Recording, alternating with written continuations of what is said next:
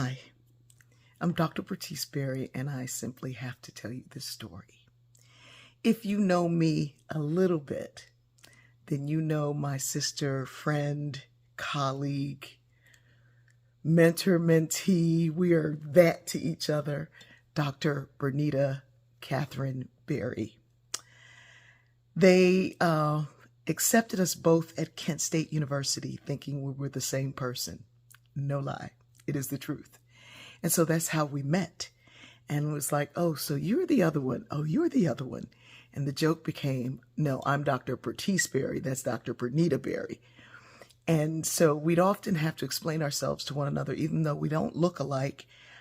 There was a presence about both of us that because of our sisterhood, we became, in people's minds, the same person. And it never fails. If I go anywhere in the world, someone will say to me, oh, you're not Dr. Berry. And I'm like, yes, I am. And they'll say, oh, she changed my life. And I'm like, well, apparently it wasn't me. She changed mine too. Anyway, Bernita and I were housemates at Kent State. We studied together. We worked together. We were colleagues. When I did my nationally syndicated talk show, she left academia and came to work with me. When I first started out, she was there. I didn't drive. She drove. She drove me all over the place. And if there were no Bernita Berry, there'd be no Bertice Berry. We're that kind of blessing to one another. And God blessed me to have her in my life. And she said she felt the same way.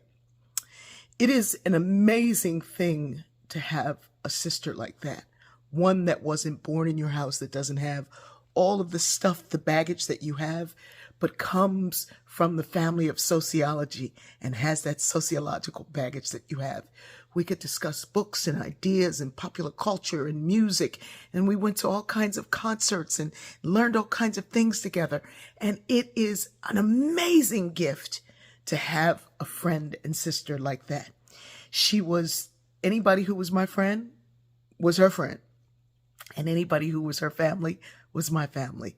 And the same way thing went for both of us.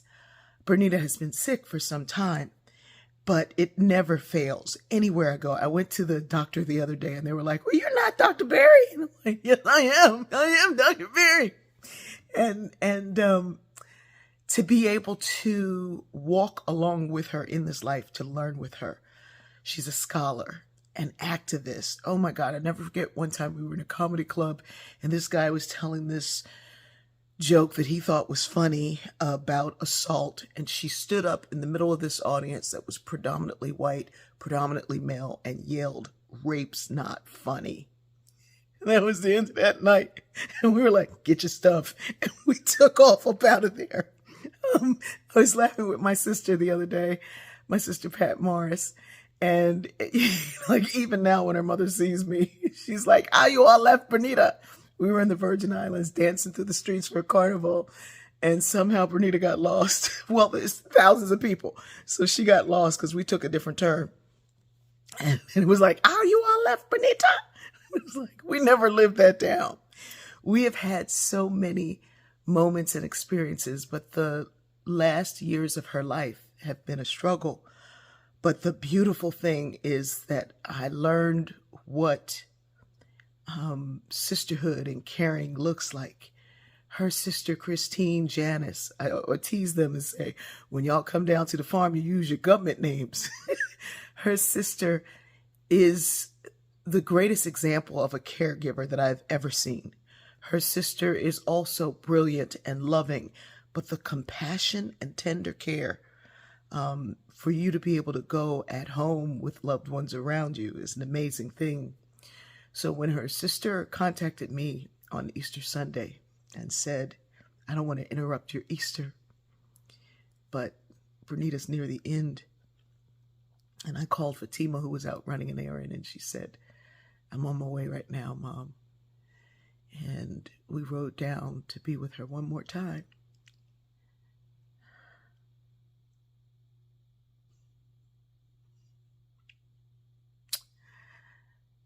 And now I get to be with her always.